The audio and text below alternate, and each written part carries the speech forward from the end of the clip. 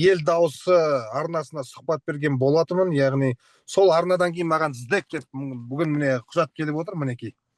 Іздектен құжат келді, Астанадан жіберген екен. Яғни сіз толыққанды жұмыстан шығарылдыңыз деп. Ол құжаттың жанаты мінекей.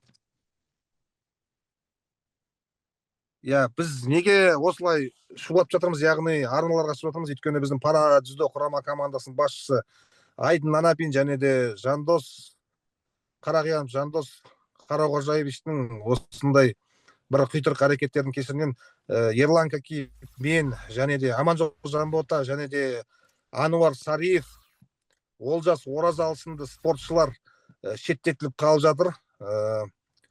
Сондай бір әрекеттер орын алған себепті біз жанайқайымызды осы халық білсін деп жанайқайымызды жоғары жақ естіп жатқан жоқ.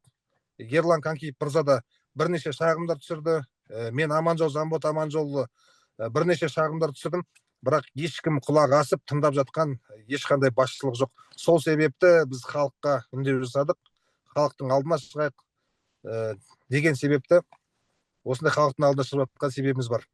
Заң бұзушылықтар, яғни енді біз бір спортшының ішкі мүддесіне кірмей-ақ қояйық, яғни бірақ та пара дзюдошыларды алып келді өздері. Айдын Анапин деген мырза жалпы бұрыннан бері спорт саласында жүрген адам, пара дзюдо, именно пара спортта жүрген. Кезінде қысқы спорт түрлерінен де өзіне адам жаздырып, яғни өкіметтен сыйақы алып отырған адам екен. Грек-рим күресінен де бір адамдарды өзіне тіркеп, соны бизнеске айналдырып, сонымен айналысып жүрген адам болғаннан кейін осы дзюдоға келді біздің.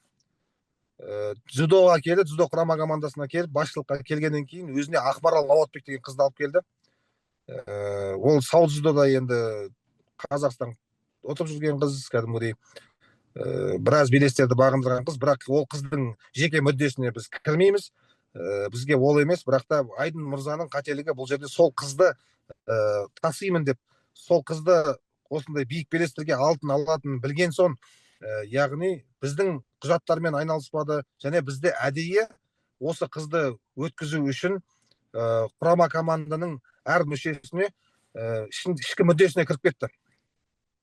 Ішкі мүддесіне кірді және жолдан тайдырды десек те болады. Сол себепті біз жанайқайымызды шырылдап, және де коррупциялық фактілер бізде Ерлан ағамыз да білет, Қанат деген ағамыз бар, олар да білет. Жалпы біраз адамдар хабардар, біраз спортшы зардап шекті осы салаға келіп, пара дзюдошылар. Сол себепті біз жанайқайымызды шығарайық, осы қанша пара алды, қай жерде қандай пара алды. Және де маған осы біз Олимпиадаға бармай қалдық қой. Олимпиадаға бара алмай қалғаннан кейін біз шу атамыз деген кезде Айдын Анапин Алматыға ұшып келді. Алматыға ұшып келіп 30 миллион теңге пара ұсынды. Аузын жап, 15 миллион теңгені бір аптада тауып берейін. 15 миллион теңгені Ақмарал Науатбек чемпион болып жатса, мен саған тауып берем соны. Сол кезде қоям. Сен аузыңды жап, ешқай жаққа шулатпа деді де, Астанаға барып, бізден ақша бопсалап жатыр деп Қайрат Боранбаевқа шағымданған. Әрине, бұл жерде Қайрат Боранбаев ағамыздың бір күнәсі бар, осыған қатысты деп айта алмаймыз. Ол кісінің ешқандай күнәсі жоқ деп ойлаймын жалпы. Бірақ та сол кісіге енді басшылықта болғаннан кейін сол кісіге барып шағым айтқан болу керек. Одан кейін шу басталды. Қайрат Боранбаев әкеме звондады менің. Осылай не шу болып жатыр. Мен ондай нәрселермен айналыспаймын, мен бұндай нәрселермен айналыспаймын мүлдем. Мен сізге оң қолымды жіберейін, Бақыт деген кісіні. Сол кісіні Алматыға келсін, сол кісімен сөйлесіңіздер деп әкеме айтқан екен. Сол кісіге бардық, кесіге оң қолына. Ол кісінің қасында жүрген адам.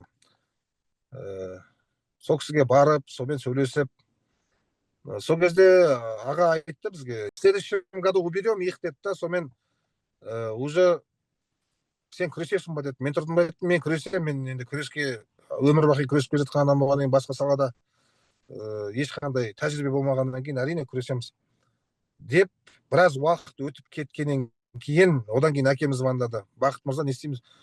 Как хотите, так поступите деді. Все хорошо. Сонымен біз айттық, біз жазамыз. Содан кейін жазамыз дедік, жаздық. Антикорға жаздық, аппарат президентаға жаздық. Тоқаевтың несіне жаздық. Қандай құзырлы мықты орган бар, бәріне жаздық. Қызығын айтайын ба, мен сол кезде олимпиададан өтпейтінім, классификациядан өтпей қалып белгілі болған жағдайда, сол кезде мен Қырғызстанда сборда болатын. Қырғызстан сборынан мен кетіп қалдым ғой. Өйткені маған не бар, мен ақыры олимпиадаға бармаймын, мен кеттім деп. Кетіп бара жатыр едім, Жандос мырза звондады. Балам, сен кетіп қалыпсың ғой деп. Я кетіп қалдым. Сен мен сотталғанымды қалап тұрсың ба дейді, маған айтады. Мен сотталамын, мен екі бала шағам, мен бала шағаларымды кім асырайды деді. Мен тұрдым да айттым, менің бала шағамды кім асырайды енді? Мысалы, міне ешкім бала шағамызды асырап жатқан жоқ. Бүгін міне сдектен келіп тұр. Өткенде Астанаға шақырып, бұлар айтқан ғой, ой, мен сені далада жатқан адам емессің, сені біз штатта қалдыратын болдық, зарплатаң жүріп тұрады, ешқандай уайымдама деп. Міне осы сұхбаттан кейін осындай нәрселер пайда болып жатыр. Мен сотталам деп, мен тұрдым да айтты, мен шыны керек, артыңыз таза болса сотталмайсыз, артыңыз кіріп сотталасыз, о тұрған не бар. Сол бізді сосын сборлардан қысады, яғни Алматауда, курортный зона Алматау, Ленгір қаласында, Шымкенттің жанындағы. Сол жерде болу керек сборда, бізді Олжа деген гостиницаға алып барып тығады. Яғни ол жердің күндік ақысы әр спортшыға 6.000 теңге, ал Алматаудікі 32.000 ба, сондай, иә? Ерлан аға, тыңдап отырсыз ба?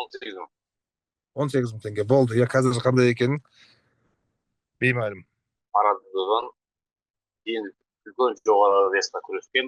Менің салмағым 92-93 килограмм болған. Қиянов Жандос 90-ға күресем деп келген кезде осы Арадыға. Ол кісі маған айтты, сен 90 килограммға күреспейді. Менің өзім оқушыларым бар, сол күрескің келсе, күреске үлкен ақша күресесің деп. Содан ары ойландым да, жақсы деп ақылдастым. Күресем деп үлкен жоғарыға кеттім. Үлкен весте күресіп жүрдім, рейтингте жүрдім, жақсы нәтиже көрсеттім. Қолымнан келсе. Ол кісілер келді, рейтинг басталған кезде жаңағы өзім бір оқушысына келді. Бірақ рейтингте де жоғарыда тұрғам, ақыры бір Баку қаласында гран-приге келген кезде кішкене жарақатым болды енді. Бірақ күресуге дайын болдым. Жаттым, сборда өттім. Дәл сол кезде барған кезде жарысқа. Сол жарыстан симай деп тұр, алып тастады ғой. Жандос Қиянов мырза ол жерде болған жоқ. Мен Весаға бардым, менің жеке бапкерім де барды. Мен ол кісіге сол жерде тұрып звондадым, бапкерім. Жандос мырза, сіз неге Ерланды алып тұрдыңыз? Ол кісі Весаға күресуге келіп қойды. Жоқ, ол кісіде травма бар, тренерский совет құрдық, ол кісі күрестірмейміз. Содан мен звондадым, ол сіз неге олай айтасыз? Мен күреске келдім ғой. Неге алып тастайсыз? Сол алып тастаған түстен ол кісілердің өзінің ойлары бар екен, өз оқушы. Сол гран-приге мен күрессем, олимпиадаға мен рейтингтен ана бала аспау керек. Ол бала күресіп үшінші орын алды да, менің рейтингтен 20 очко ма сондай артты. Ол кісінің сондай ойлары бар екен, мені одан да шеттеп, олимпиададан қалдырды ғой. Енді 3 жыл ма, 2 жыл ма, 3 жыл ма біз форма алмадық қой.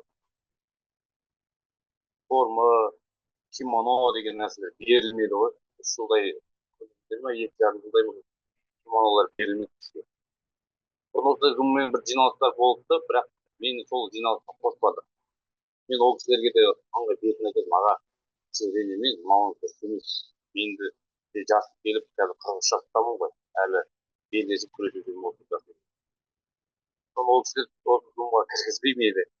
Өзін тыңдайтын оқушыларды ғана қатыстырып, сонымен жиналысқа ғой, нелер скакалка, тағы снарядтар, спорт нәрселерді береді екен. 6 ай сайын ба, 1 жыл сайын ба, мақтырып береді екен. Соны балаларға осыны звондап, сен кіресің, бірақ берді деп айтасың. Сондай жағдайлар болып жатыр. Жамбода Аманжол айтқандай оқу жаттығу жиыны базада өтетін жерден өтпей коттеджге апарып деді ғой. Коттеджге апарып 5-6 мың теңге несімен бір жерде жаттығу өтеді. Бұл жерде вообще бізге ыңғайсыз, тамағы да нашар болады. соны біз айтамыз ғой, аға мынау неге мынандай жағдай, сендер күрестерің келеді, сонымен жүреміз. Ешкімге ештеңе айта алмайды. Айтқанмен де ешқайда бармайды ғой. Бұл Қазақстанда, жаңа Қазақстанда шындық жоқ екен. Мен ол кісіге олимпиаданың алдында да айтып, маған рейтинг беріңізші хотя бы. Күрес көрейін, мен ренжімей кетейін осы спортқа. Жоқ, болмайды деп. Кімде береді оны, жолатпады ғой, менімен мүлдем сөйлеспеді ол. Ол кісі айтқан, сен күрестен олимпиадаға сені апарады. Тура осылай 90 килограммды мені шеттеп, жоғарғы веске қойды ғой. Сол кісінің сөйтсем өзімнің сондай арам ойлары бар екен. Сосын олимпиадаға бара алмадым. Қаншама еңбек етіп дайындалдық, олимпиадаға барамын. Маған істеген сөздер ғой, мені алдады ғой. Өз салмағыма күрестірмей, жоғары веске, мен салмағым 93-95 килограмм. Үлкен 130, 140, 180 килограммға дейін үлкен вестармен күресіп жүрдім ғой. Дәл рейтингке этап басталғанда жаңағы өзінің оқушысын әкеп, жаңағыдай нелер жасап, мені жарыста шеттетті ғой, бір гран-приден шеттетті, содан мен қатысып қалып көрдім. Если мен сол гран-приге күрессем, мен күреседі олимпиадаға. Жаңағы менен ұтылып жүрген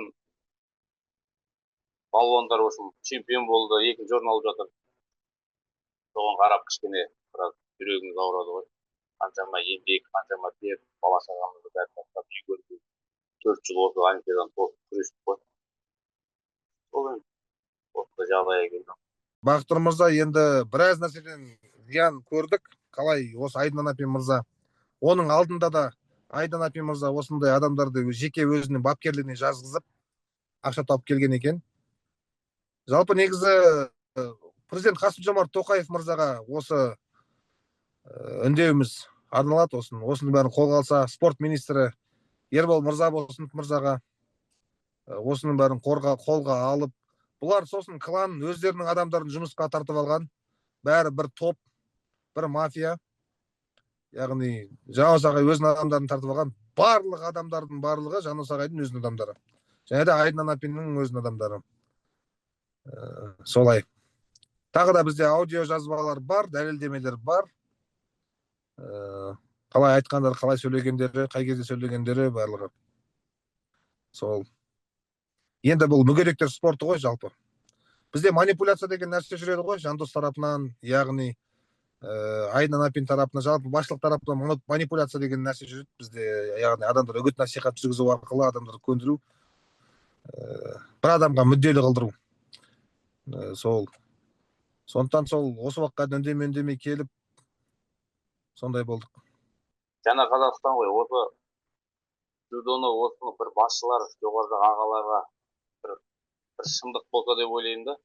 Осы Қазақстанға шындық дегенді болмай ма деп ойлаймын кейде. Қаншама жаттықтырушылар, тренерлер жүр, соларды бір тексеріс жасамай ма екен? Даже тренировка өткізген былай тұрсын, жай размик жаттығу жасауды білмейді ғой, жай размик өте алмайтын тренерлер жүр ғой осы жерде. Соларға бір тексеріс па, экзамен ба, соны біреу қадағалап осылар қарамай ма екен деп ойлаймын да. Ол кісілер мамандықтарын ауыстырып алған ба деп ойлаймын. Осы маман, осы спортқа қаншама балуандар, қаншама адамдар күреске кетіп алып жатыр ғой, айта алмайды. Бұл жерде біраз сөйлейді де, ол күреске тұтап кетіп қалды қаншама мықты жігіттер. Бір адамның бір жемқорлардың кесірінен қарапайым спортшылар, мүгедек спортшылар зиян шекпесе екен. Осы қарапайым қазақтың балалары, әркім өзінің отбасы үшін бала шағасын асыраймын, соларға үй әперемін, солардың жағдайын жасаймын, солардың киімін кигіземін деп жүрген спортшылардың осы жемқорлықпен айналысып, соны жеп талан-таражға салып, солардың жолын байлап, алдын кес-кестеп, яғни ақиқатты айтқан спортшылардың алдын кес-кестемесе екен.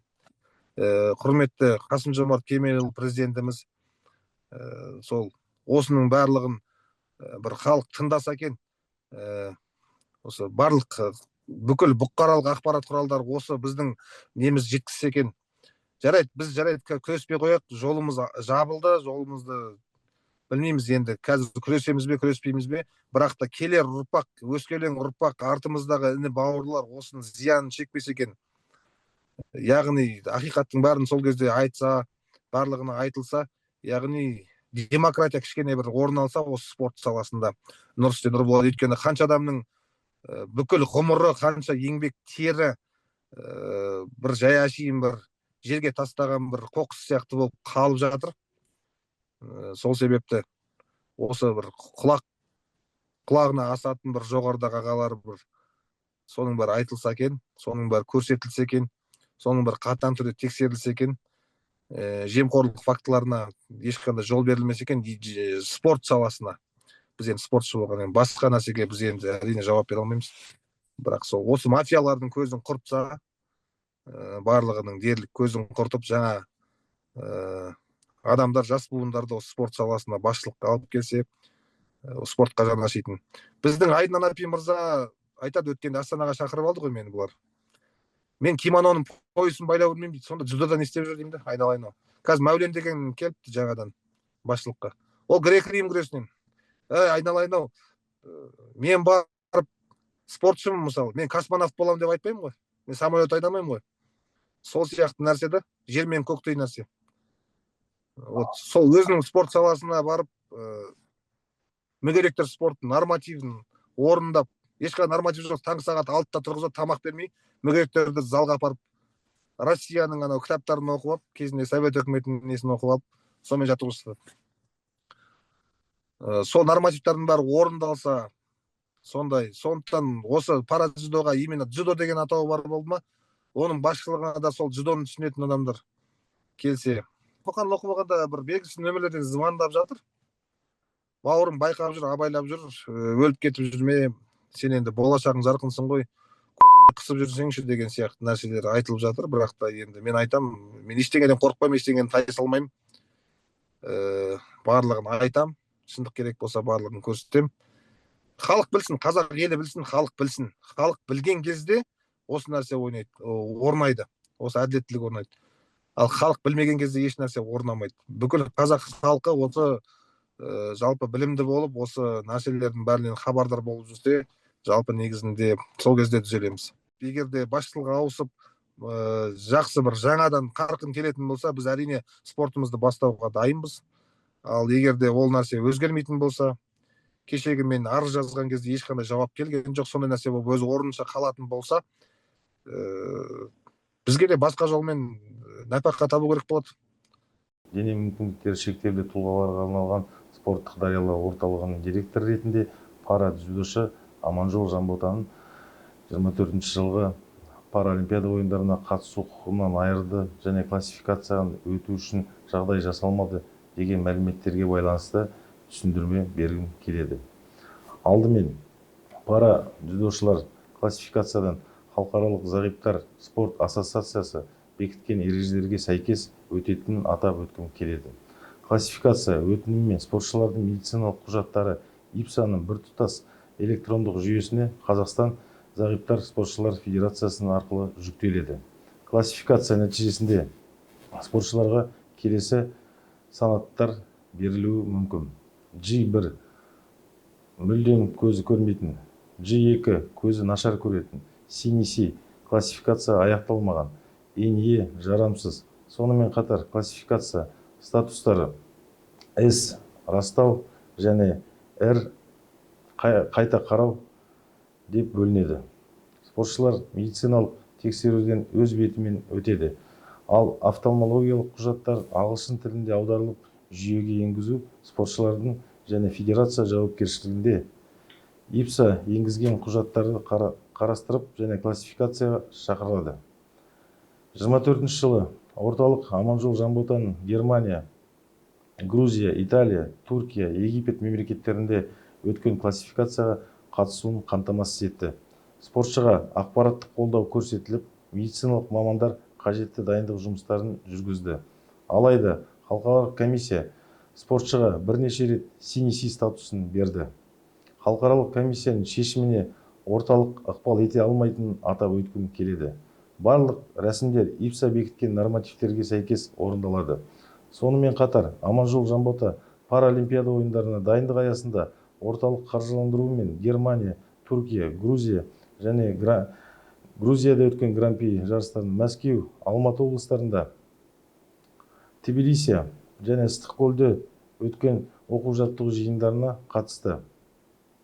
Орталық ұлттық құрама спортшыларына жоғарғы деңгейде дайындау үшін барлық қажетті жағдайларды жасап, Паралимпиада ойындарында жоғарғы жетістіктерге жетуіне ықпал етті. Соның нәтижесінде 24 жылы Паралимпиада ойындарында Қазақстан спортшылары 2 алтын, 3 күміс, 4 қола медаль жеңіп, елімізді абыройын асқақтатты. Бұл еліміз үшін тарихи жетістік болды.